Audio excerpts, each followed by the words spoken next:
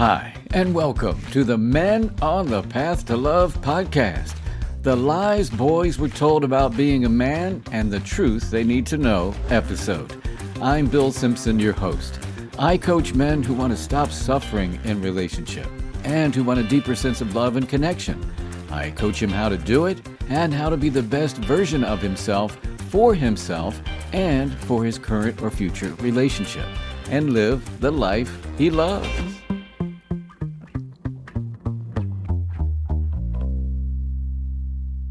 A few episodes back, I did an episode called Big Boys Should Cry, The Proven Benefits of Crying.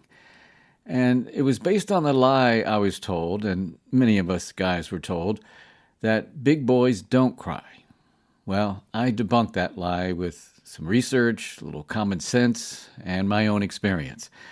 In this episode of the Men on the Path to Love podcast, I'm going to share more lies that I was told as a boy, and some that my clients have shared over the years, especially when it comes to relationship. Now, one lie I remember was my dad telling me, "You're a queer if you masturbate." Now, I don't know if any of you have heard that one growing up, but it really effed with me for the longest, man. I mean, I was so confused, and it didn't make sense to me, because I wasn't attracted to guys, but I certainly masturbated. And I eventually figured it out, maybe it was like 6th or 7th grade in sex ed, that it was normal for boys to masturbate and that it didn't mean I was gay. But it still took me some time for it to really sink in. And it just goes to show the impact that these lies can have. Another lie I heard growing up was that real men don't back down from a fight. So I never did. Now, I got my ass kicked a couple of times, and I won some fights too. But it wasn't until later in life in studying martial arts that I learned that fighting was the last resort, and that it was only used to defend myself and never to instigate a fight. It's all about the yielding. And in relationship, men who have the belief that real men don't back down from a fight, well, that can cause problems when it comes to conflicts or arguments. This belief can lead to unnecessary conflicts or arguments. He may not be willing to compromise, and feel like he has to dominate his spouse or partner instead of looking for a solution. And what's real is that being able to compromise and resolve conflict or arguments, man, it's really crucial for the long term of the relationship. Men who see compromise as being weak may have a hard time maintaining a connection for the long run. And the research is clear that being able to communicate and act in a way that de-escalates tension in relationship is essential in maintaining a positive and long-lasting relationship. And to go along with not backing down from a fight is the lie that you're showing weakness if you apologize. Now, I didn't hear this growing up, but many of my clients did. Truth is, apologizing can be a very powerful way to heal relationships and to build trust. Research says that acknowledging our faults and expressing regret or remorse can significantly strengthen a relationship and reduce resentment and contempt. I had a client share a lie that he heard as a boy that men should be the main provider. Yeah, and this is a pretty common belief among men. I certainly bought into it. I was in a marriage where after being the substantial provider in my previous marriage, to where my new spouse was the main breadwinner. And it really shook my world as a man, and the same is true for many of my clients, feeling less than a man, having to depend on a woman as a provider. Well, I ultimately learned that was bullshit. And the research backs it up. It shows more and more that in relationships where both partners contribute and feel valued are more fulfilling. Studies find that couples who see their roles as complementary to the other and who are flexible in how the money comes in experience greater relationship satisfaction. Another lie I hear from clients is that they were told to ask for help is a sign of weakness. And man, this couldn't be further from the truth. It takes strength and courage to ask for help. And the most successful men have asked for help along the way, whether it's financial success or success in relationship. And when it comes to relationship, asking for help and support is so important for the emotional stability and long term of the relationship. Studies show that couples who support each other's mental health experience less anxiety, less depression, and less conflict and arguments. And again, this takes strength, and it is not a sign of weakness. And man, I am so grateful that I had the strength to seek out and got the help I needed to be where I am today. Here's another lie one of my clients shared with me, who in the beginning was very hesitant to work with me as a coach, because growing up he heard his dad say over and over, "It's a man's job to fix problems, not talk about them." And when I heard him say that, I'm like, man, it makes sense to me that he would resist talking with me. This is the lie that makes it hard for men to talk about what's going on in their lives. Many boys are taught to focus on solutions rather than what they're feeling.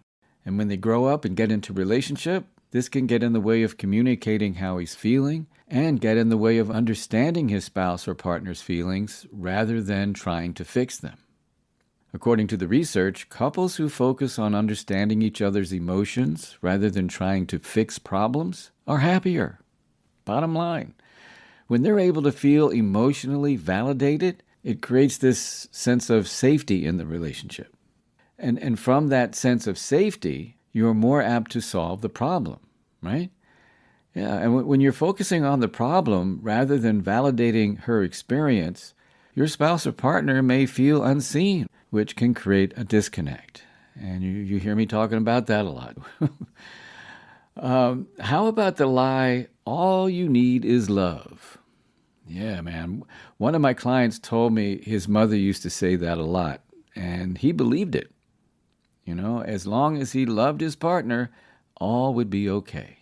He had this romanticized idea of love and relationship. And that really got him into trouble in relationships when he grew up. And, you know, it's a beautiful sentiment, no doubt.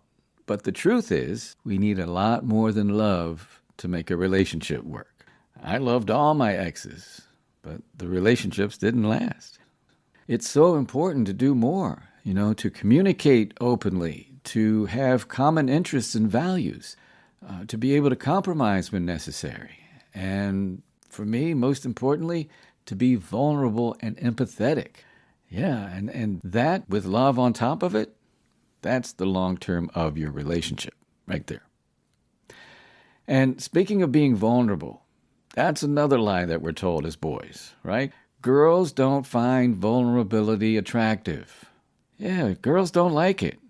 And when boys hear this, they're often discouraged from being vulnerable, which later on, he may have a hard time opening up to how he's feeling, you know, especially when it comes to his fears or insecurities. Or maybe there's issues he may have with his spouse or partner, and he's afraid to be vulnerable to bring it up. Well, research shows that women do find men who are vulnerable attractive. Yeah, and the research also suggests that vulnerability is the foundation of emotional intimacy in relationship.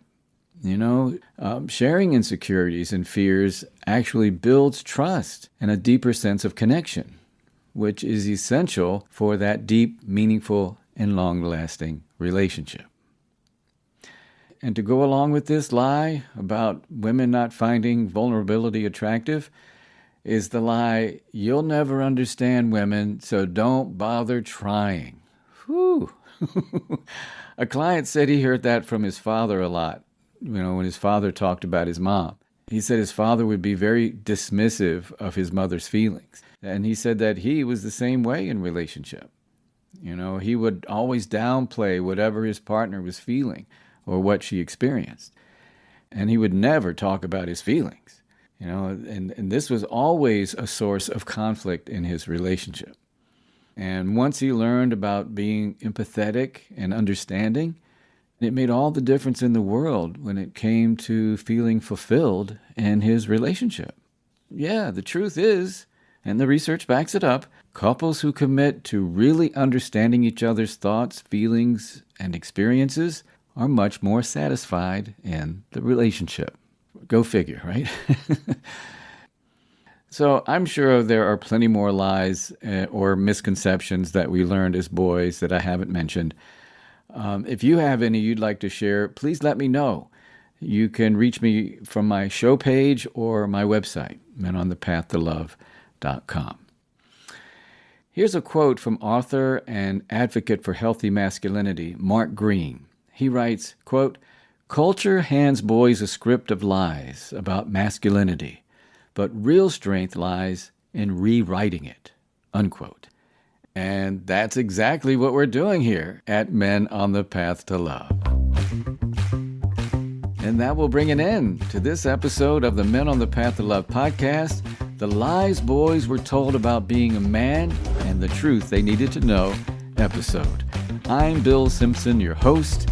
Thanks for taking the time to listen. I really do appreciate it. Now, coming up on the next episode of the Men on the Path to Love podcast, have you ever got so caught up in your relationship to where you feel like you lost yourself? Or maybe losing your true identity for the sake of someone else or for the sake of the relationship? Well, if so, you're not alone. It happens a lot more than you might think with men. It happened to me and many of the clients I've seen. And let me tell you, it sucks. So on the next episode of the Men on the Path to Love podcast, I share Ollie's story and how he got lost in his relationship and what he did about it. I'll also let you know what you can do if you feel lost in your relationship.